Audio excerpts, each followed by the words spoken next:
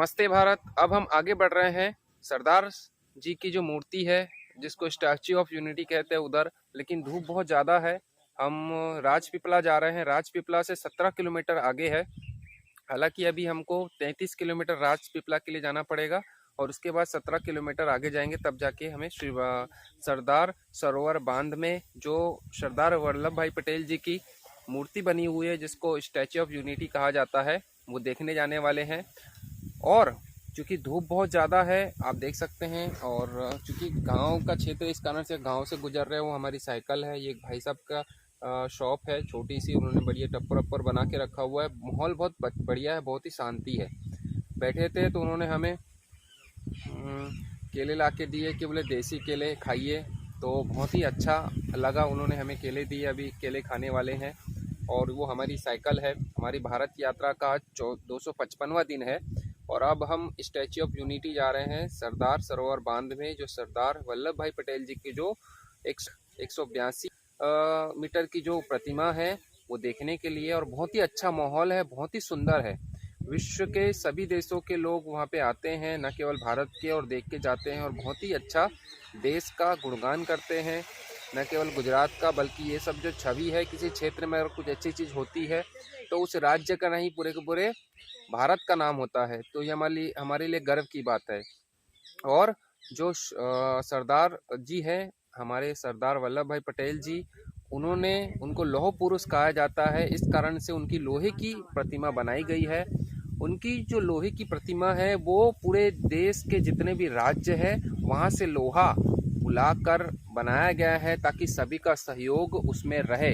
और किस प्रकार से हम सब जानते हैं कि उन्होंने आज़ादी के बाद पूरे राज्य को संगठित किया और एक सूत्र में पिरोया। जिस भारत में अभी हम रहते हैं और जिस भारत की अभी जो परिकल्पना हमारे आंखों के सामने है, वो पहले नहीं थी। छोटे छोटे राज्यों में वो जो भारत है वो बटा हुआ था, लेकिन सरदार वल्लभ भाई पटेल जी के प्रयासों से आज हम एक सूत्र में बंधे हुए हैं, एक भारत कहलाते हैं।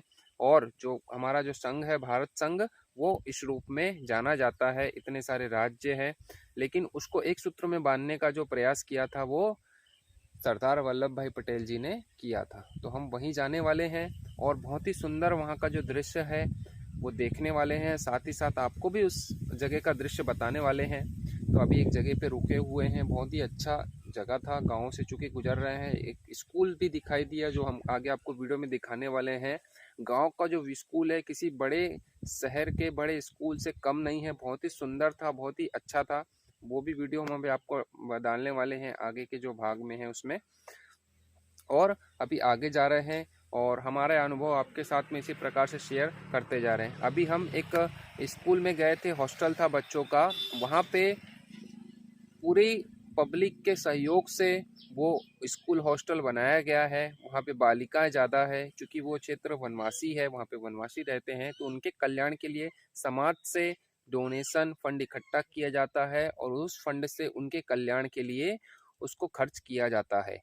तो उनके रहने, खाने पीने, पढ़ाई का बस्ता, सब कुछ A to Z वहाँ पे पढ़ाई की जाती है। उनको इवन दूध वगैरह भी दिया जाता है। हम आपको गौशाला भी दिखाएंगे उसकी, उस विद्यालय के पास जहाँ, वहाँ हम गए थे। उन्होंने हमारा स्वागत वगैरह किया और हमको जैसे उनसे प्रेरणा मिलती है, वैसे उन्हें भी हमसे प्रेरणा मिलती है कि हमारे बच्चों को आप बताइए। तो बच्चों को हमने हमारे बारे में बताया। रात का एक सेशन था, हमने बहुत कुछ बच्चों से बातचीत की, बहुत ही अच्छा आनंद आया, बहुत ही मज़ा आया बच्चों के साथ में। और अब आगे जा रहे हैं statue of unity, Sardar Vallabh भाई पटेल जी की जो मूर्ति है वहाँ पे। और उसके बाद फिर आगे का रूट हम आपके साथ में शेयर करेंगे। इस प्रकार से पूरे भारत की यात्रा करने हम निकले हैं इस साइकिल से। 13,000 किलोमीटर की यात्रा हमारी हो चुकी है, लगभग 255 दिन हो चुके हैं। और इसी प्रकार से संपूर्ण भारत की हमें यात्रा करनी है। 7वां स्टेट गुजरात है। अभी तो बहुत लंबा रास्ता तय करना है। मुझे पता है आप लोग और हम लोग मिलकर पूरे भारत की यात्रा कर लेंगे, ये पूरा विश्वास है। तो इसी प्रकार से इस वीडियो में भी और अंत तक पूरे भारत की यात्रा के दौरान हमारे साथ बने रहिए। मैं मेहुल भारत यात्री इस साइकिल से पूरे भारत की यात्रा करने निकला हूँ और पूरा देश मेरे साथ है, इस बात का मुझे पूरा विश्वास है। बहुत बहुत धन्यवाद। तो दोस्तों, हम थोड़ी देर आराम करते हैं, क्योंकि अभी हमें आगे जाना है। तब तक आप एक सुंदर नज़ारों का आनंद लीजिए और थोड़ी देर बाद हम आपको वहाँ लेकर जाएंगे जो हमारे देश की आन बान शान है और हमारे लिए गर्व की बात है। तो हम आपको देश दुनिया भारत की संस्कृति के बारे में जानकारी देते रहेंगे और आप हमारे साथ भारत की यात्रा करते रहिए। इसी प्रकार से गांव जो हमारी पहचान है, वहाँ का जो सुंदर नज़ारा होता है, इसलिए प्रयास यही करते हैं कि गांव से होते हुए निकलें और यही जो चीज़ है हमें एक सूत्रता में बांध के रखती है और हमें एक आत्मी शांति का एहसास कराती है कि किस प्रकार से हमें इंसान बनाया भगवान ने और हमारे में इंसानियत भरी पड़ी है।